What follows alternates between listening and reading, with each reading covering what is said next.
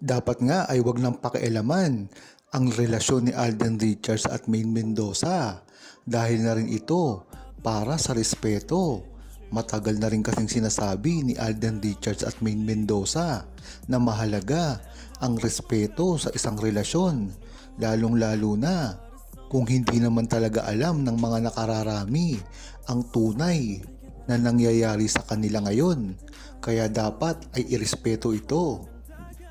Alam naman ng buong True-Blooded Aldab Nation na ito na talaga ang ginagawa dati pa dahil na rin sa madalas na makita, ma-sighting si Maine Mendoza at Alden Richards. At kung matatandaan pa ng buong True-Blooded Aldab Nation, parang inaasar pa si Maine Mendoza at Alden Richards na itago na lang at mag-ninja kung kailan ito magsasama.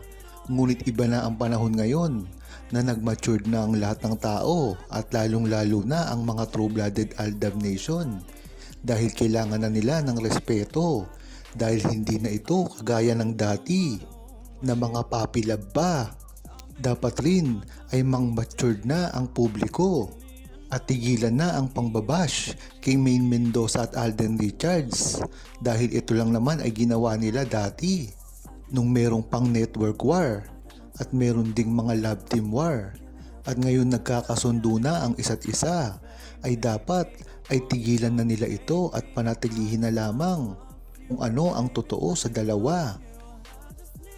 Tila natamemi nga ang mga bashers ni Maine Mendoza at Alden Richards nang makita ang resibo ng tunay na pagpapakasal na ginawa ni Maine Mendoza at Alden Richards.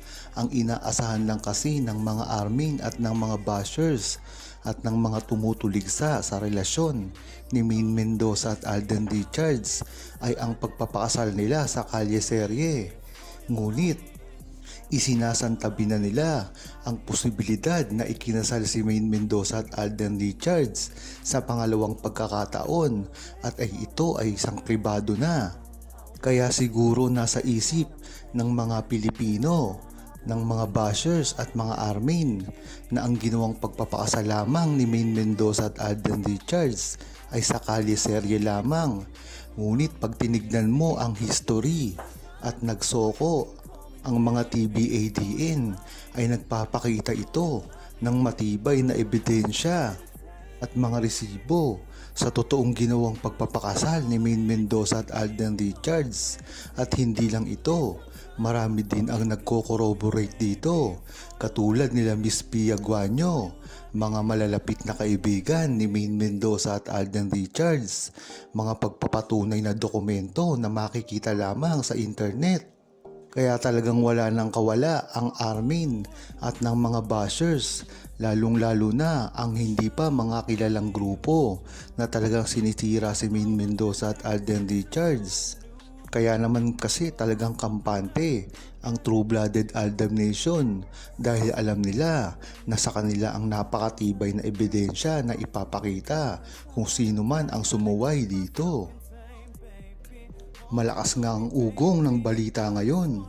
Si Catherine Bernardo ay lilipat na ng management pagkatapos ma-expired ang kanyang kontrata sa Star Magic. Taas din kasi ang tsansa na hindi na siya pumirma dito dahil sa break nila ni Daniel Padilla, ang CEO ng CAM or Crown Artist Management ay si Rambo Nunez. Ang mga hawak netong talent ay sila John Lloyd Cruz, iba pang mga bigating artist. Ngayon nga sa pagkawala ni Catherine Bernardo sa panig ng ABS-CBN, si Maha naman ay malapit din sa TV5 ng TVJ. Pwede itong mag-guest sa Itbulaga ngayon sa TV5 kung mangyayari ang signing na ito. Alam naman natin na si Alden Richards ay gustong makatrabaho si Maine Mendoza at Catherine Bernardo. Sinabi niya na ito sa kanilang magkahiwalay na interview. Ngayon ngang napababalita na si Catherine Bernardo ay aalis na sa kanyang management at sa ABS-CBN. Aari, ito na lang ay maging freelancer. Ibig sabihin ay pwede siyang mag-guest sa TV5 GMA7 or ABS-CBN. At alam na rin natin na si Alden Richards ay gustong masundan ang kanilang movie ni Catherine Bernardo na isa sa pinakamataas na movie sa buong Pilipinas. Sino kaya ang pipiliin ni Alden Richards? Kung ako ang tatanungin ay si Maine Mendoza ang mauuna rito. Dahil na rin di naman niya ganong ka-close si Catherine Bernardo at tanging work relationship lamang ang meron sila, hindi katulad ni Maine Mendoza. Kaya kampante ang buong Aldab Nation na si Maine Mendoza ang mauuna rito. Maganda nga ang maaaring mangyari nitong 2024 dahil na rin sa pahayag ni Alden Richards na gusto niyang makasama si Maine Mendoza at Catherine Bernardo bilang part 2 ng kanilang mga movie. Talaga namang nakaka-excite ang balitang ito, lalong-lalo na kay Maine Mendoza dahil napakatagal na ng kanilang ginawang pelikula. Sana nga ito ang mauna. Gusto rin naman ng buong Aldab Nation na makasama ni Alden Richards si Catherine Bernardo dahil maganda naman talaga ang chemistry nila. Ngunit hindi naman nangangamba ang TBADN dahil si Alden at si Catherine ay parang magkapatid lamang. Talagang yan ang turingan nila sa simula pa lamang. At alam naman natin ang estado ngayon ni Alden Richards. Kaya talagang hindi sila pwede ni Catherine Bernardo na magkarelasyon. Ngunit kung TV projects at movie ay okay lang. Pero gayon pa man, ang dapat na mauna dito ay si Maine Mendoza. Napakataas nga ng gross ng pelikula nila. Ito ay pwede pa rin nilang mahigitan. Talagang si Alden na ngayon ang blockbuster king ng Pilipinas. Kaya kahit sino pa ang makatambal niya, talagang kikita at kikita. Kaya nga napakarami ng mga babae ang gusto siyang makatrabaho. Kayo ba? Ano ba ang gusto nyo?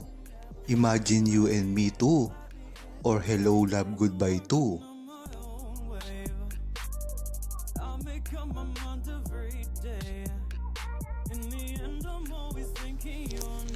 Huwag kalimutang mag-subscribe, comment at i-like ang video na ito. Thanks for watching!